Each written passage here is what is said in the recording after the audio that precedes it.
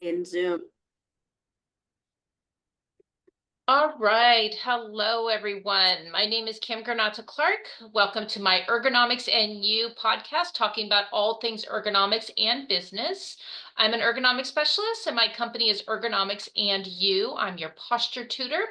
I provide ergonomic evaluations in your home or corporate office. I also provide office ergonomic presentations and in networking groups and in different businesses. I conduct these evaluations virtually and in person.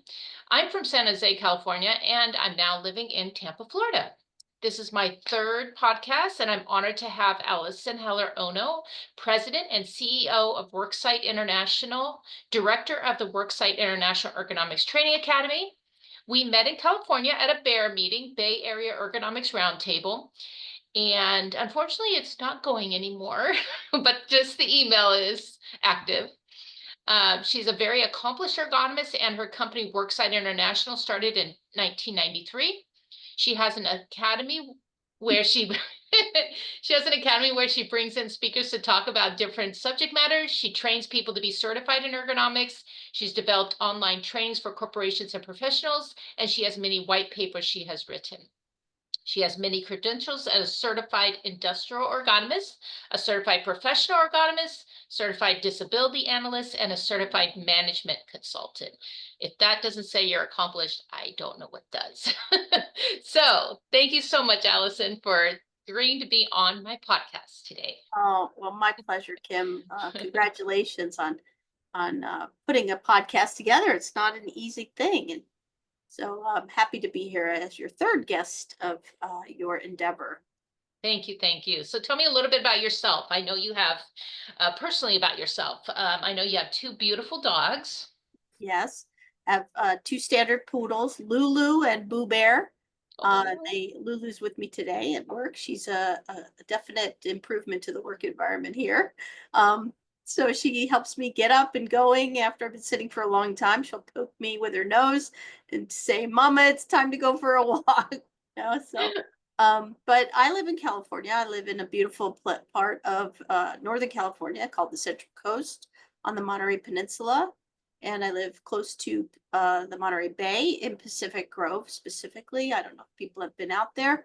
But a little bit about me, I am a surfer, and I've surfed for about over 30 years with my husband. He's the one that taught me. He's my coach and mentor in many things, not only surfing, but also martial arts. I've been studying karate and jujitsu for probably 20 years with a hiatus for a while, and have a second degree brown belt in Danzan-ryu Jiu-Jitsu and blue belt in Shotokan Karate. So I recently went back to my martial arts training in January after a 12-year hiatus.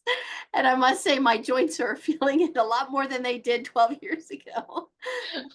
So, but that's on the personal side, it's important to balance things. I work very hard. I've had my company for 32 years. 33 years. Started in 1993. So 32 years. That's 3 decades of learning about ergonomics, applying it, thinking about it, presenting it, promoting it, just living the ergonomics lifestyle. I was a physical therapist before I became an ergonomist, and noticed that my patients were getting hurt at work and significant injuries. I did functional capacity testing, work health rehabilitation, and in this endeavor, I would ask my customers, my patients, how did you get hurt at work? And what's your employer doing to help you prevent that injury? And the answer usually was, I don't know how I got hurt. I mean, they knew how they got hurt, but there was nothing to help them to work safer. No training or awareness. Ergonomics back 30 years ago was really relatively new. It's still relatively new. And so I realized that as a PT, I had a lot of skills that I could offer to an employer. And I early on in 1993 developed a business plan, and the clinic I was working at did not want to promote those services. So I resigned from the clinic and I went off and became an entrepreneur and launched Worksite International, originally as Insight PT, which stood for Industrial Site Physical Therapy. And in the early 90s in California, there had been some work comp reform going on. And in that work comp reform, California Workers' Comp asked in the regulation or the legislation for Cal OSHA to develop an ergonomics regulation. And that's when really my whole world just took off. I embraced it, learned about it, and I had my first customer was the County of Monterey Sheriff's Department. And they had had some serious injuries to administrative employees, young women with like ulnar neuropathies, carpal tunnel, and they were costing the county and the department a lot of money. And I went to the sheriff at the time, who was in charge of human resources, and I said, I think I have this. There's a good strategy here we could apply, and that was looking at the regulation to require ergonomic analysis, implementation of hazard prevention control measures, and training and education. And really the rest was history. I worked with the sheriff for 10 years.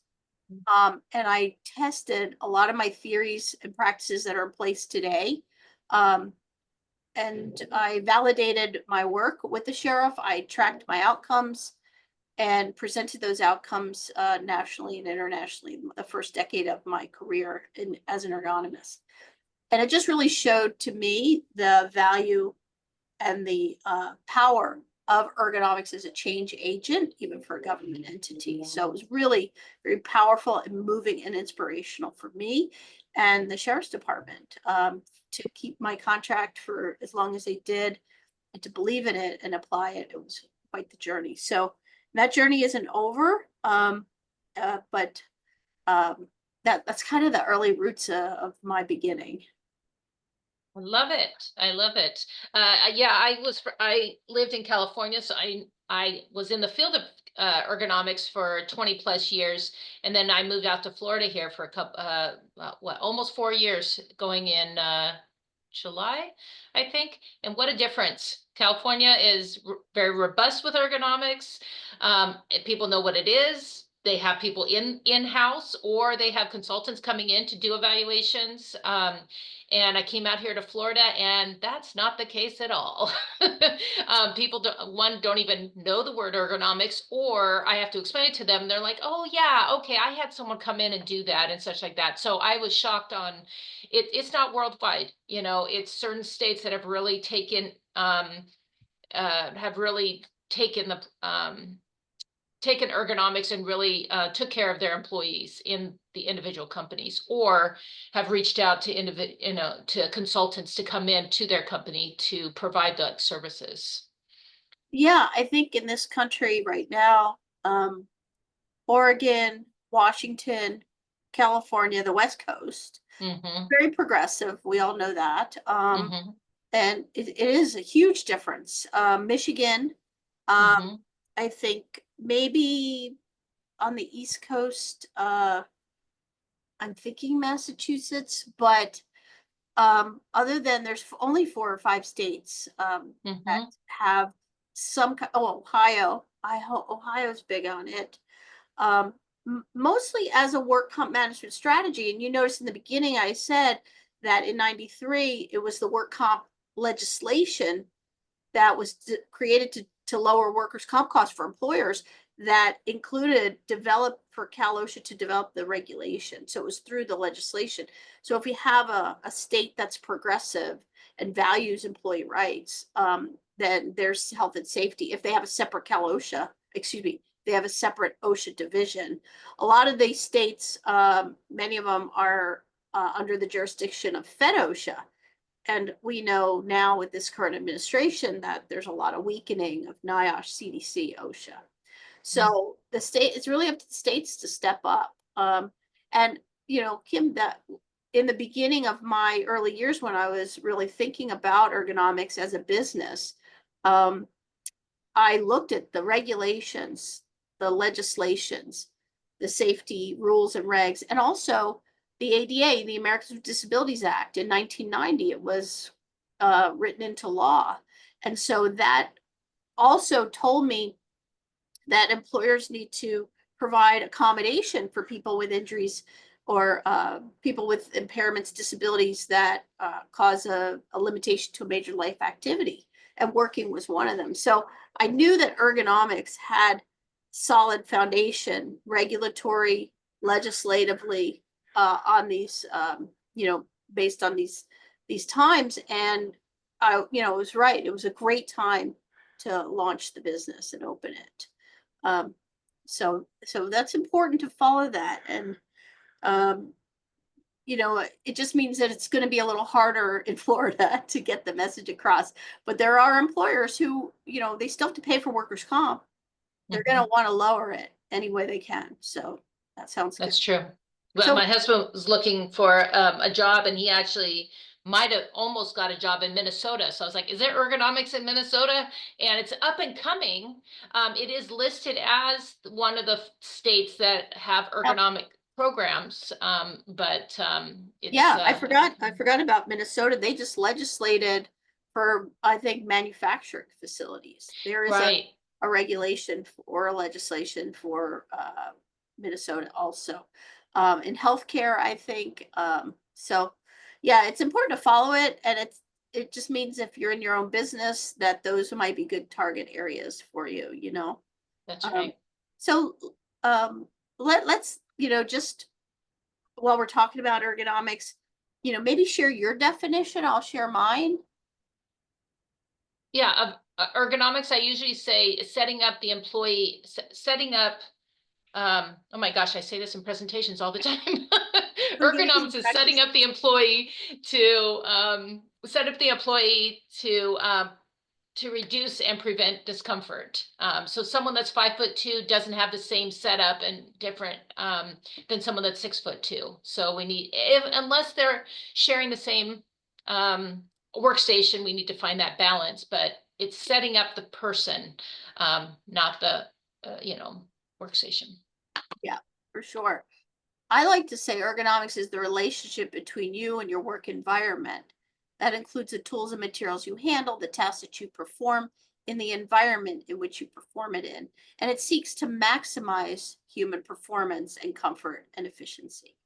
That's the definition I like to use. And then, there's many others out there in Webster's Dictionary, or if you log into the International Ergonomics Association, they have a nice, robust definition. So, but it's always good as a practitioner to have your go-to 30-second elevator definition, because you're right, people don't know what it is, even though you've been practicing for a good 20 years. I've been doing this for 30. I think our listeners who are on, especially Frank, has been doing it for a long time. And we all come across people that don't know, they're familiar, but they don't really, people will often associate it with sitting at a computer, but it's so much more than that, right? Yes, it is. Yeah. So that's one of the things that, I've focused on is how ergonomics influences businesses. And a couple of years ago, I came up with the ergonomics process influence model. And the influence model is based on how ergonomics is a change agent in an organization, and that it not only impacts the individual, but the organization and the systems within, affecting all individuals, all processes in all industries. So at the micro level, ergonomics is all about the fit of the work to the individual, to their stature, their abilities, their limitations, to maximize their performance and well-being. So it doesn't matter where they work. If there's always a one-to-one relationship. It's most acutely evaluated or seen in an office environment. When you evaluate somebody at their workstation in a cubicle, that is their system. That is the micro level. That's where the application of ergonomics, the human-centered design application is easily seen and understood by most people. At the macro level or an organizational level, it becomes much more complex because there's so much more interaction. And when you apply ergonomics at a macro level, any change will affect other elements. So, for example, if facilities buys or purchasing buys chairs that are a single size and provides them throughout the organization, that's going to have an impact on everyone, uh, especially for those that it doesn't work for. And if you look at why that decision was made or how, that's part of a macro ergonomics process, or what we call a socio-technical system. So all the people, all the tools, all the tasks, the softwares, the way that management makes decisions, all this is what we call macro ergonomics. And so you'll see a lot of it's much harder to drive change within the system than it is at a macro level versus a micro level. It's very possible. You need to have the systems in place. And when all elements are, fit together, then there's a cohesiveness within the organization where ergonomics results in, high value, return on investment, better safety, productivity, efficiency, and improved quality. But when they don't fit together, then there's probably misfits and problems. So we look at ergonomics influencing well-being, safety, workers' comp and disability, information technologies, facility planning, and the purchase process. Those are where we see as as a macro ergonomist, where ergonomics can make significant impact. So one thing we have available on our website is a ergonomics process readiness survey, and this is for companies who are interested in integrating ergonomics beyond like a transactional level, where transactionally ergonomics is only used like one person at a time. Whoever steps up and asks, or or has a problem like a work injury, and they get an evaluation, but no one else in their department gets one. So that's what I've referred to as transactional, where it's decisions are made just for the individual, not for the system or the organization as a whole. So we have a ergo process readiness survey that we encourage companies to use to identify where their gaps are in this process and system so that they can have a much better outcome.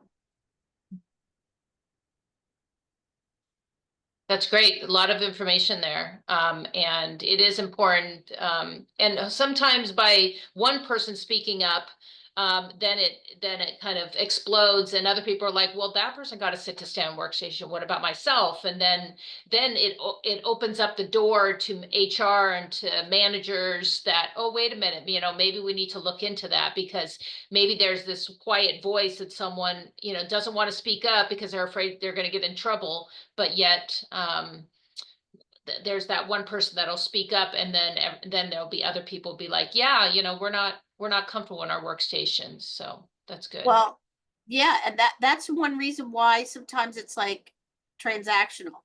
And if when the employer doesn't have anything on their website, there's no there's no way to ask for an assessment. So like an employee gets an eval because maybe they filed a claim, or they have a non-occupational medical condition and they brought in a medical certificate to HR and said the certificate said from the doctor that they needed an assessment. So then HR does that. And then a coworker might see you or I come in to do the assessment, and the coworker, how did you get that? Or how'd you get that new chair? And then suddenly the employee next to them, or whisper down the lane, and the next and the next. So, employers sometimes keep it very close to their chest. They don't want to engage in a more robust process. They don't want people to easily access the request for an assessment because they're afraid that they might get more claims. They might have more costs. The reality is there will be slightly increased, but it won't be nearly the same if you wait for people to file claims. So I have learned over the 30 years that I've been doing this that is a far-fetched response. that it never really happens that way. And if you roll a program out slowly and with control and purpose, and you market to higher risk groups, or promote it, this opportunity to higher risk groups, that you're able to manage things proactively. That's what ergonomics is really all about. It's a proactive response to ensuring human-centered design is of the work environment is appropriate for people to do the tasks and activities they need to do effectively, efficiently, and with comfort. Mhm. But convincing, I see that a lot. Employers don't want, they just want to do one at a time.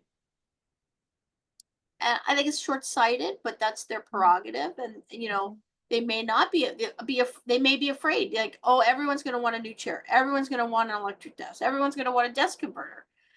But it really, if you control it, and you roll it out effectively, and you provide education correctly about why people need what they do, or that it's not a buying program, then you really avoid that kind of response.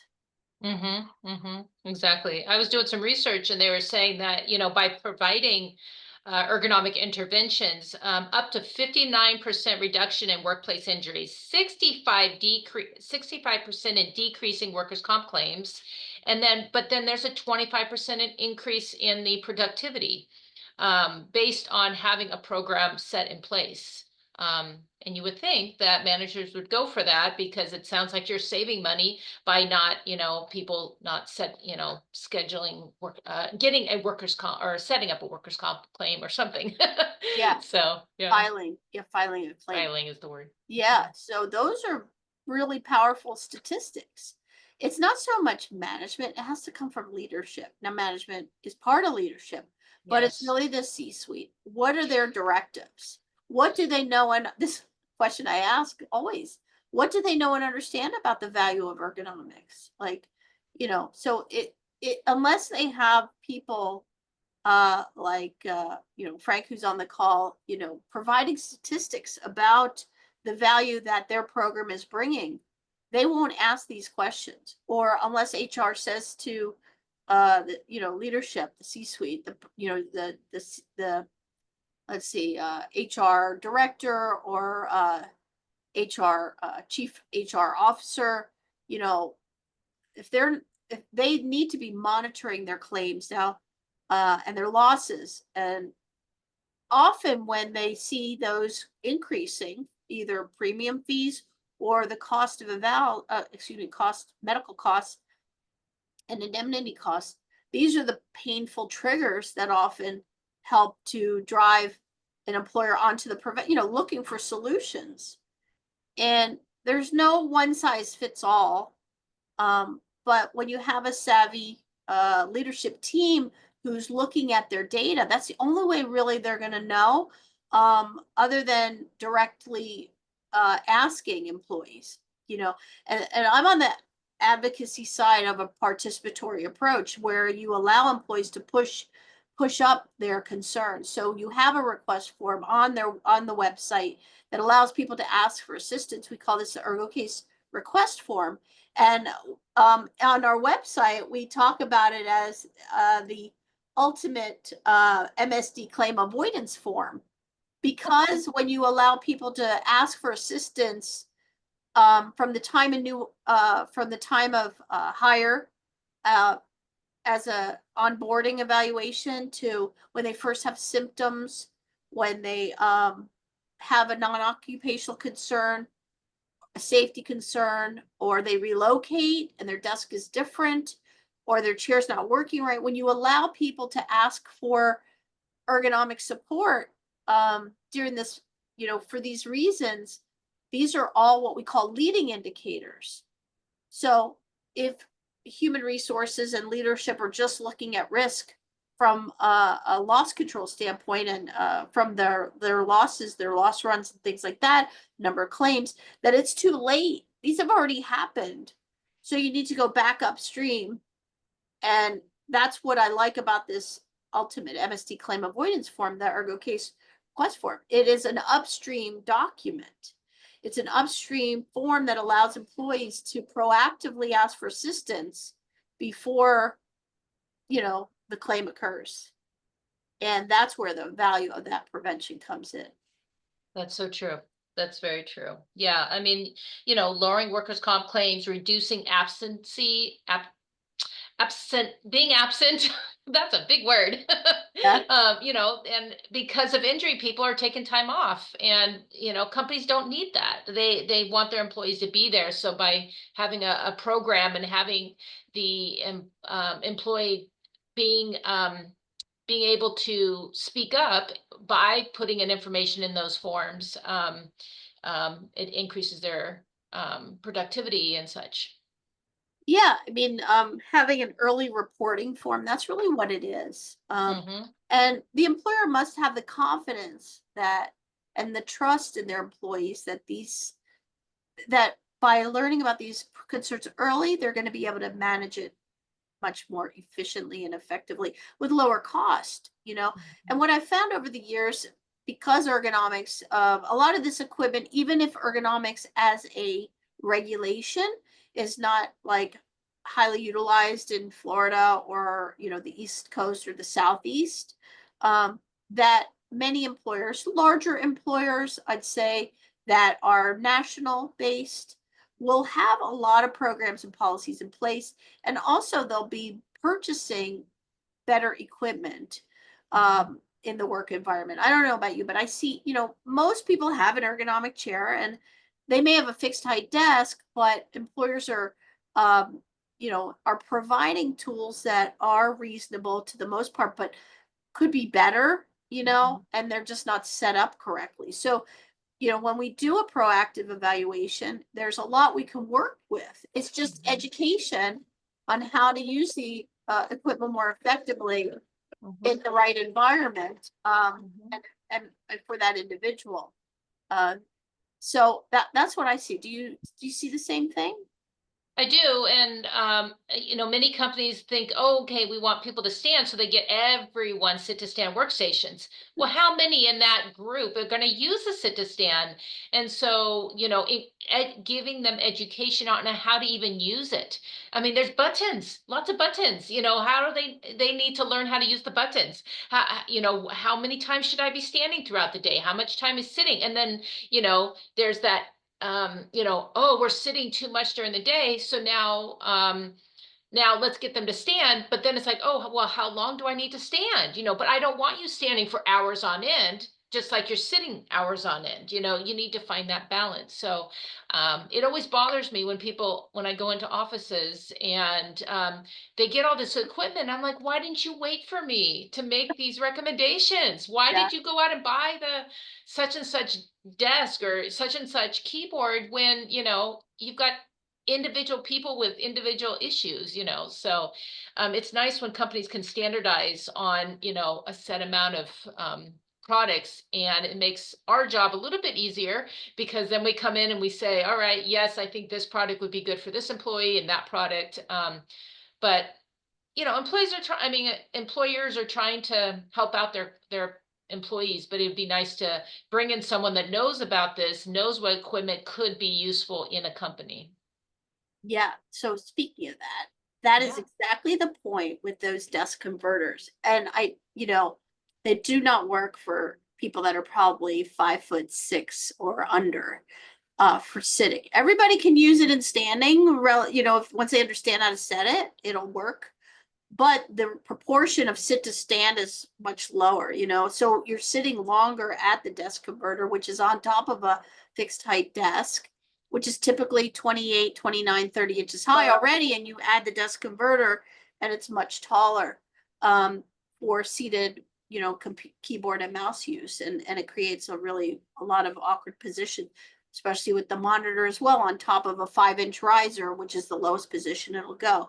But Yes. I recognize that when an employer does that and buys a lot of them, that they are, following what employees are interested in, and they have good intent, but the way they implement it is wrong, right? Like you said, they should consult with an ergonomist. I mean, because putting one on every desk, like a chicken in every pot, doesn't work for the vegetarian, right? So you can't, for the shorter statured individuals or people that have physical limitations, can't lift it, or have back pain and want to stand but can't lift it because it's heavy.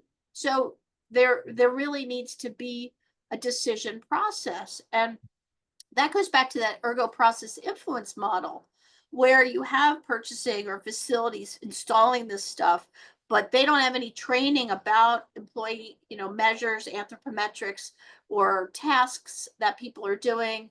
And they just think, oh, trend wise, this is good. We've got some money. Let's buy these things for people. And then you get a few, everyone's excited in the beginning, but 3 months later, 90 days, you see a majority of people still sitting at them. And now you've thrown off all their work, their postural ergonomics, right? Mhm.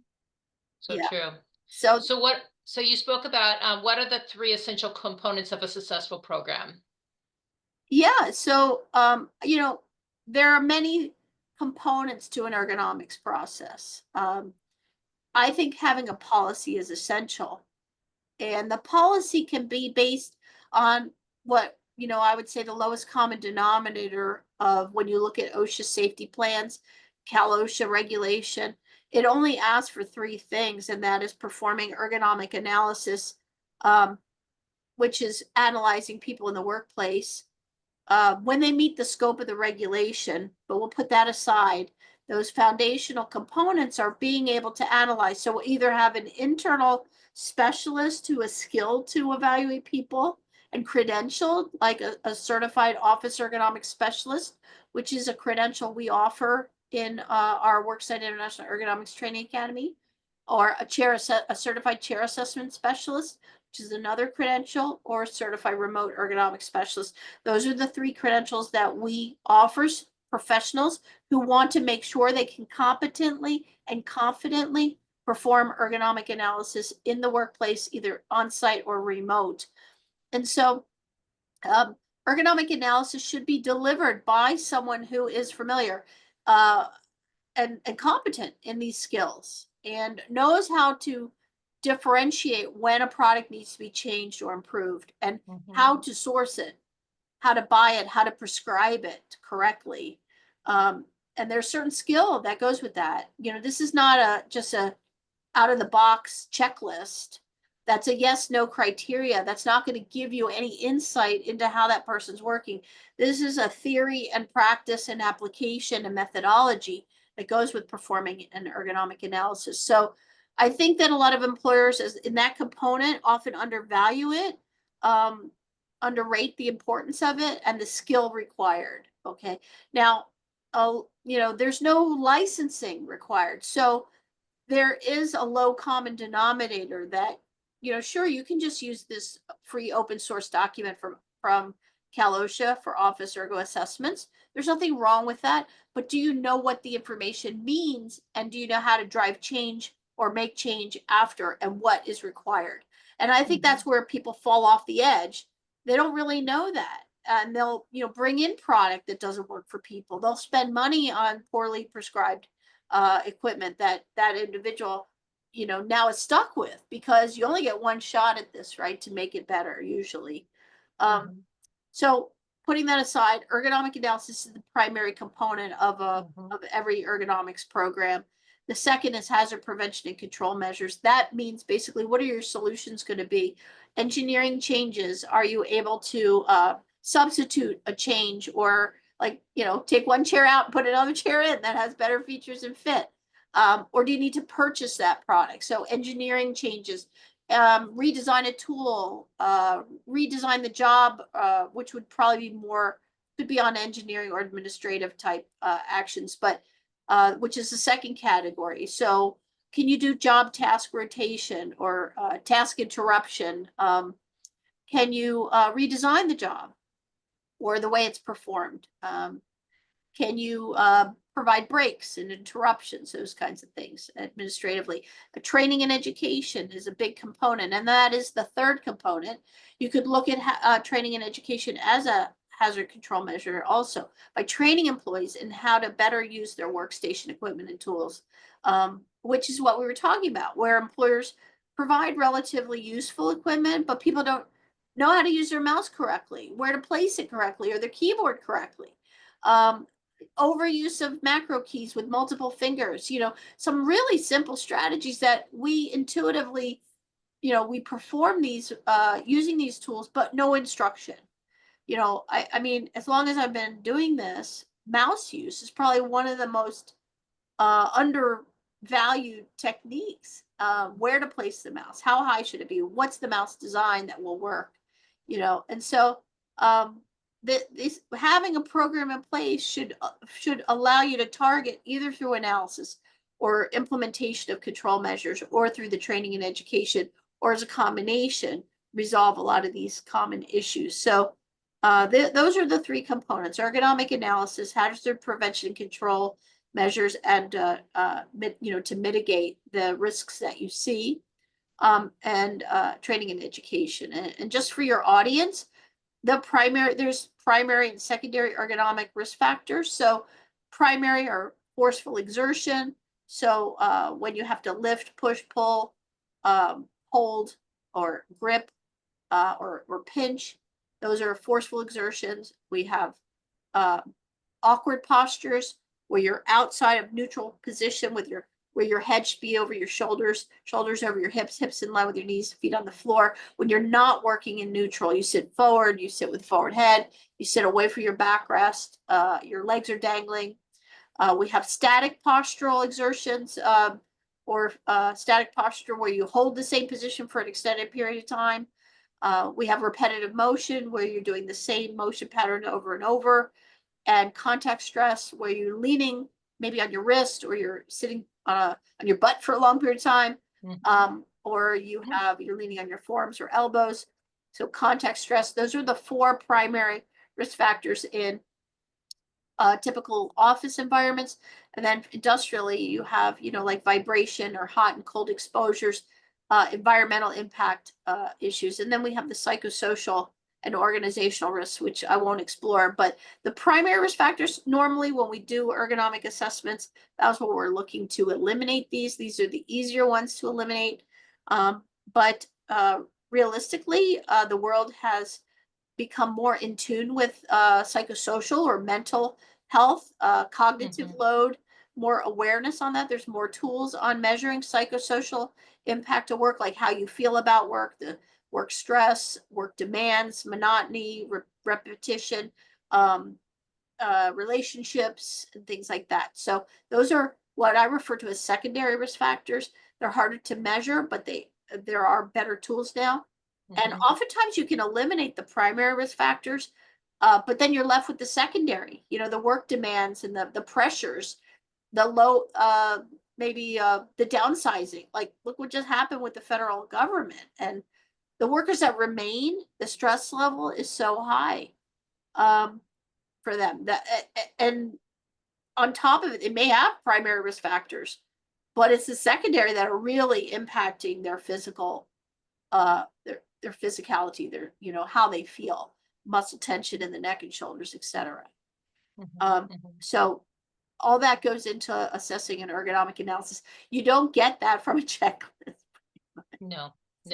And then ergonomics can be used in the office, manufacturing, and industry. We do talk a lot on this podcast just about office ergonomics, but there's the assembly lines out there. There's airport baggage handlers. We need to figure out the ergonomics of that. There's we talk a lot about office because it's very prominent, but there's a lot of industrial companies out there that need ergonomic setups, for height and the process that they do, and then even in the lab, those people that are pipetting, that working in the pharmacy, working in dealing with mixture of chemicals and such like that. So it's we can do ergonomics in many different areas. Yeah, I mean, fundamentally, ergonomics is the study of how people work. Right. Well, anywhere people are working, you can have an ergonomist evaluate. And we're really not talking about human factors, which is the other side of ergonomics, which could be, software design, cognitive load, usability of of devices and things like that. We're talking more about physical ergonomics here and Right. developing an ergonomics program, which is Mhm. more a regulatory issue or voluntary for a company who wants to improve the work environment for their workers. It is a huge value added component. You know, when a young worker comes into the workplace and sees a beautifully designed work environment with adjustable chairs, adjustable desks, and then they throw their laptop on it and don't use it correctly. Yeah. You know, but the employer has done that due diligence, and then on top of it, if they then have the request form, that ultimate claim avoidance form available for people, and share in new hire orientation about the ergonomics program and how you can get involved within the first 90 days of employment. I mean, that's where you're going to really make the impact. And it's also not just a one-time event. It's really something you have to practice. Yes. And that's why when I do evals, I try to get people then to follow up with some training. I leave job aids with them to go over safe work practices, some diagrams, and like a roadmap of what we did and what we changed, and here's your measures, set their table correctly. But also then a week later, take this online e-learning to reinforce what I just did over the last hour and a half, that left you feeling like, wow, no one's ever showed me any of this before. Yes. Even though I've Yes. had evals in the past, it was nothing like this. And that's because, it was probably a checklist approach. So Mhm. someone comes in and says, oh yeah, you look okay, looks all right, Yeah. and Yeah. then they leave. So Yeah. it's a lot more. It's a fully integrated approach, and you're gonna get the best results that way. That's right. That's right. So we have another about 5 minutes, and we'll take some questions. Did you want to say anything else? And then before we open the chat to Oh, questions? well, I always have a lot to say. A lot of knowledge, a lot of knowledge. One of the things I do think, this is something that I've been working on for the last 15 years, and that is the metrics that go along with your process design. So measuring, remember I talked about leadership needs measure. They need metrics to make decisions. And recently we've released two new software programs. One's called the ErgoCase Tracker, and it's designed for people who work internal to a company or consultants who want to track the ergo case. Using that claim avoidance form, the ergo case request form is the start of the case. And if you think about the employee's journey from the time they request an eval to the time the equipment and tools or whatever strategies are implemented, those control measures, to the time the case is closed, there's a tracking. You should track that journey, and each of the milestones in that journey is associated with a metric. And the ergo case tracker allows an employer or whoever's delivering ergonomics for that company to track that journey, and then accumulate the metrics and see it as a whole, how the program is impacting. And it's really a very easy tool to use, and it gets you out of spreadsheets and it gets you off of smart sheets. So it's fully integrated into an ergonomics process. And then the other thing that we are encouraging companies to look at is their chair assets. And we're launching this summer our chair assessment system. And it's designed to measure and monitor your chair assets for the chair asset life cycle from the time you bring it into the workplace to the time it should be removed. Think of it as a chair inventory process, a chair asset management program to determine whether to keep, repair, replace your chairs. And if you have to replace them, then doing fittings with individuals who need a custom, who need a new chair.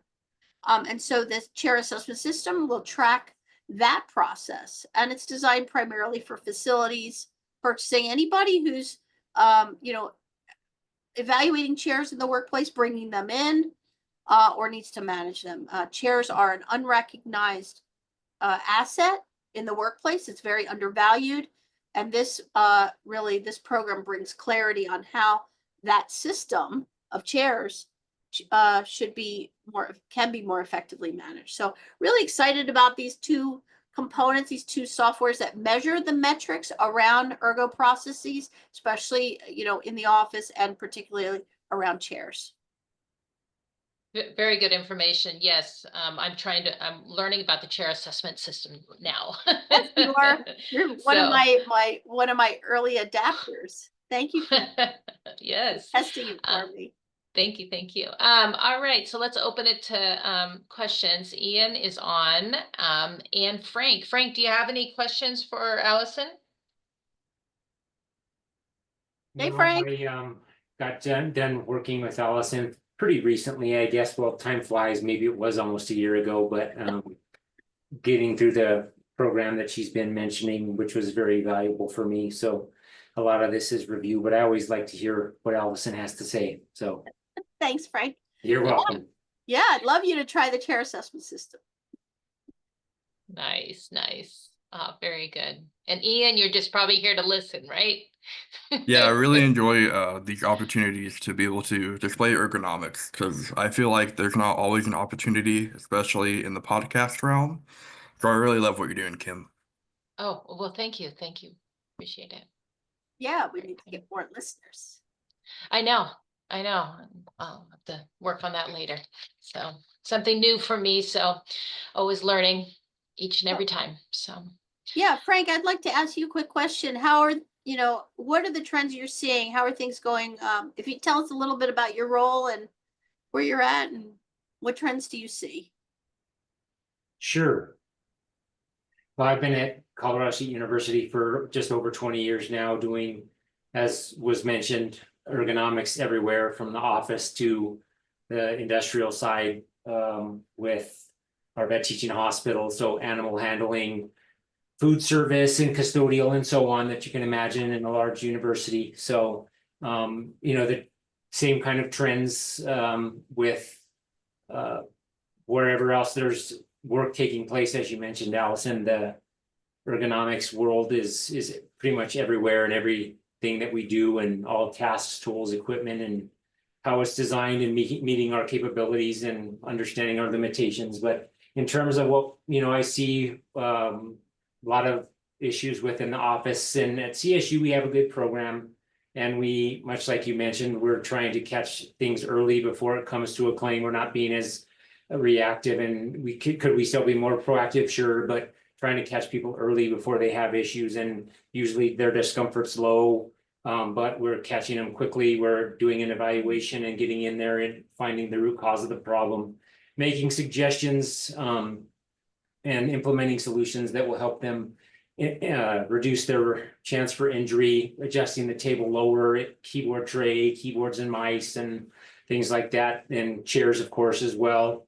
We have contracts that we have to follow, but we do a pretty good job with what we have that gets the employees at CSU in the positions that they need to be. So, and that we have had a large risk reduction in upwards of 56% or so over the last couple fiscal years. Last year was about that much in terms of the risk reduction.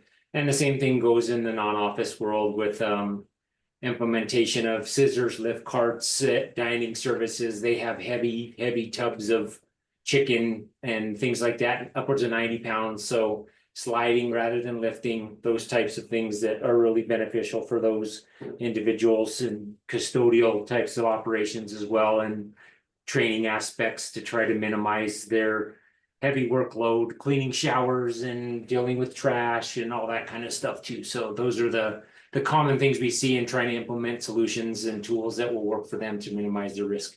So Frank, do you have to present like an annual report to leadership that shows the value of those outcomes and how you've helped to mitigate some issues?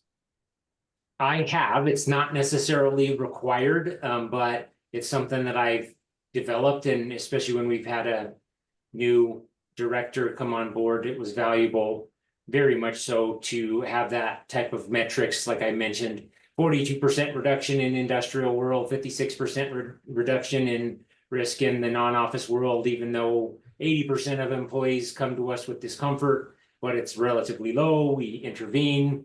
95% of people implement some sort of solution. 92% say that it was valuable. Those types of metrics, and then also using some of the same things that you've been presenting and talking about for years, Allison, about cost avoidance, things of that nature. And although we don't go into the level of detail that you do with your system that you have now, the Ergo Case Tracker, we've done as best we can to try to illustrate some of those cost avoidance savings, because that's, obviously big in Colorado, especially. There's not a mandate like there is in Cal Ocean. I can't say that I understand what happens in California because I'm not there. I'm in Colorado, but there's a bit of a push over the last decade or 15 years or so in Colorado because of the workers' compensation guidelines, which are drivers. So we need to make sure that we adhere to those types of things. So in relation to the cost avoidance calculations for workers' comp, it's been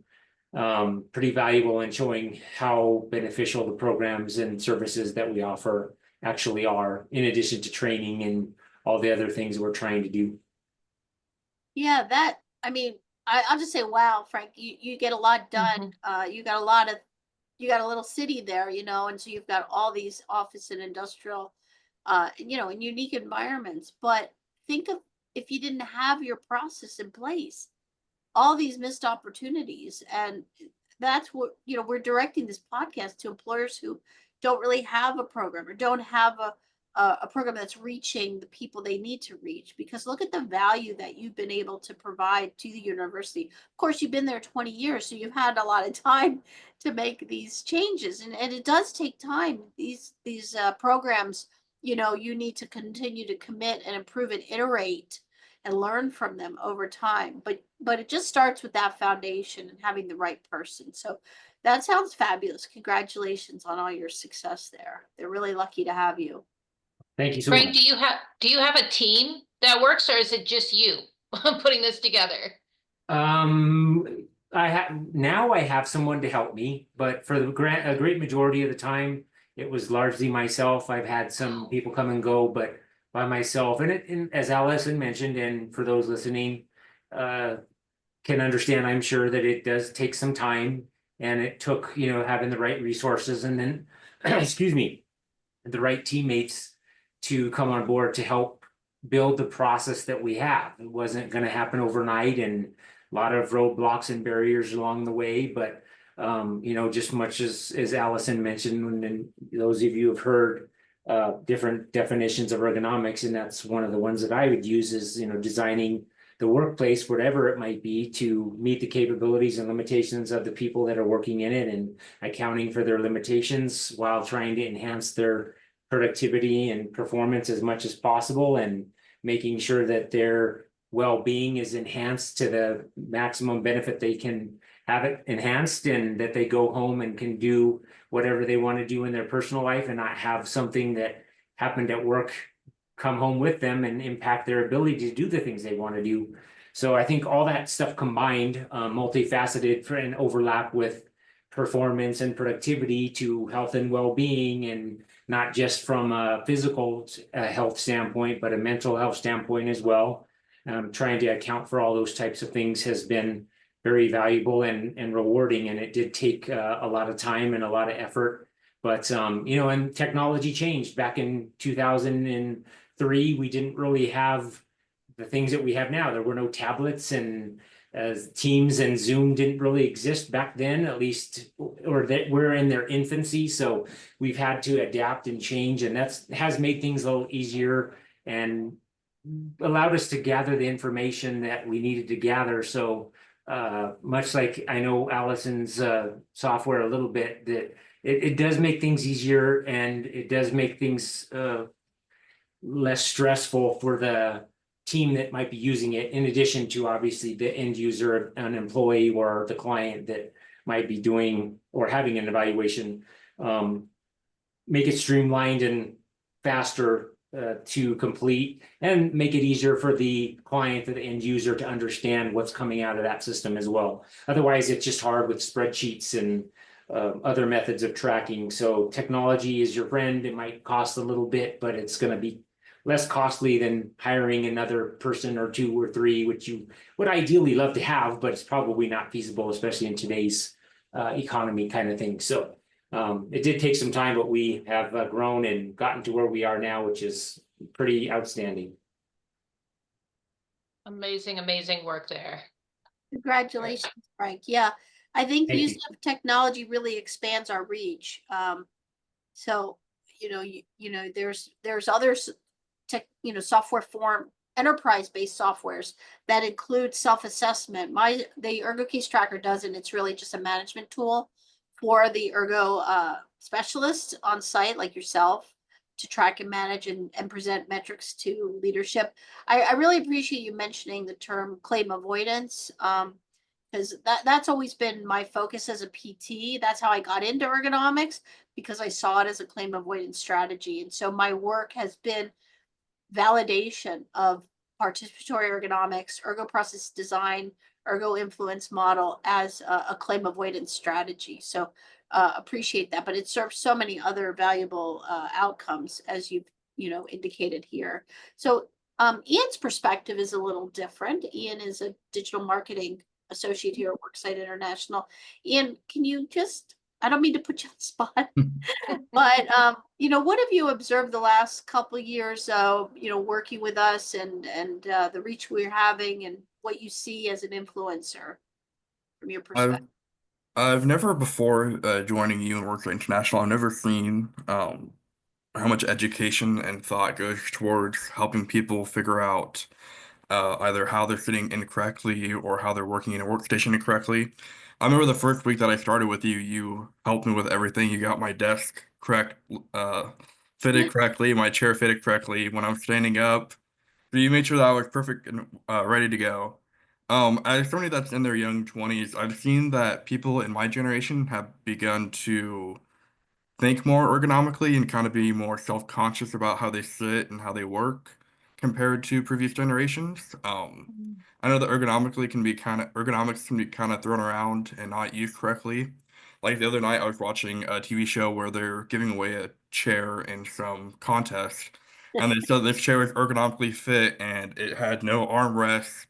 There's no way to go up or down on the chair, and it didn't look comfortable at all. And I thought about how whoever put this chair on TV didn't know what they were doing, and this Mhm. chair was probably the cheapest chair they could give away. Mhm. That's a very interesting scenario there. Television show. Yep. Yeah. Yeah. Ergonomics gets thrown around. This is an ergonomic chair. This is an ergonomic brake. This is a, and it's like, really? Is it really ergonomic? Yeah, I remember that Taco Bell had an ergonomic taco. I was like, what if it's your mouth better? What? That's So, crazy. well, Ian is from Ian, you're a millennial. Um, Gen Gen Z. X, Gen Z. Yeah. Okay. So, but millennials, Gen Zs, you all need it. I mean, you guys are using these systems of phone and the desktop and laptops, from the time you're probably 10 or 8 in school. Yeah. I mean, I went to middle school, 7th and 8th graders are all using Chromebooks, and there's no ergonomics training in the academic, the K through high school. There's no criteria for ergonomics, and Mhm. that we'll have to save that for another podcast, Kim. Yes, yes. Yeah, I'm planning to, I would like to get out to schools and teach middle school and high school students about how to use their laptops and tablets and phones and, and teach them now so we don't have hunchback kids by the time we get to college. Yeah, Because people, you see it all around. The kids are getting cell phones sooner and sooner in life and the the ergonomics, the head forward posture, the bent forward posture is crazy. So, but thank you, Allison, for being on the podcast. Thank you, Kevin and Frank. Where did I get Kevin?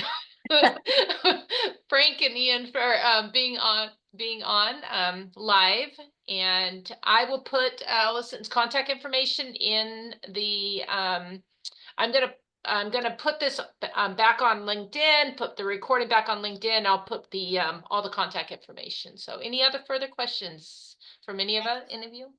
thanks so much, Kim, for the opportunity. And yeah, people can reach me at worksiteinternational.com or on my LinkedIn profile, Alison Heller-Ono, and happy to respond and get to know people better, stay engaged. Ergonomics is just a dynamic and intriguing area, and we'd love to bring in new people to carry forth the science, because I know I'm 3 decades into this, so I have a legacy I'm trying to share. And Yes, Frank yes. allowed me to share it, and Ian allowed me to share it with them, and you have allowed me to share it, and I really appreciate that. It's You're just a welcome. wonderful feeling. So thank you. You're welcome. All right. Well, thank you, everyone. Okay, Have a good rest of your day. okay, bye-bye. Bye-bye.